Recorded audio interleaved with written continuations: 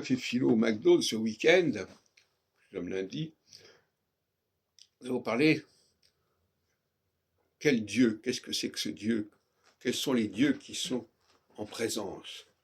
Il y avait trois dieux, il y a le Dieu de la nature, le Dieu premier, primordial, le premier mobile, qui est un Dieu un petit peu gazeux, si on peut dire. Et puis il y a le Dieu qui est omniprésent, le Dieu Big Brother, le Dieu qui intervient, le Dieu auquel on peut s'adresser. Et puis il y a le Dieu des Hébreux. Et le Dieu des Hébreux, ça n'est ni l'un ni l'autre.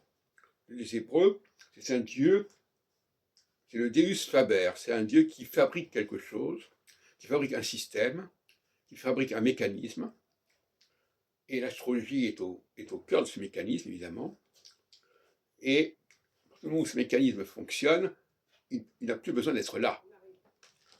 Quelqu'un qui invente quelque chose, il n'a pas à être là pour que l'invention fonctionne.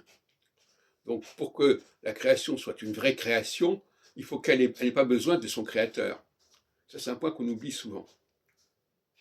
Et donc, effectivement, il faut comprendre quel est le système qui a été mis en place par ce Dieu qui fabrique, Faber. Et donc, il y a une systémique, il y a une astrologie cyclique, il y a probablement une langue également, une langue qui est donnée aux hommes et qu'il faut savoir utiliser, qu'il faut savoir faire fonctionner, dont il faut retrouver le mode d'emploi.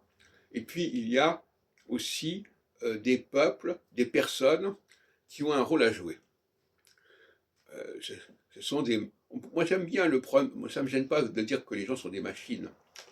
Après tout, on respecte les machines, on sait que tel outil sert à ceci. Il y a des outils. Ce Dieu créateur, ce Dieu circonciseur, comme je disais dans une autre vidéo, il laisse des outils, il nous donne des outils. Et un des outils, c'est le tzaddik, c'est-à-dire c'est le sage. On en parle dans la Genèse,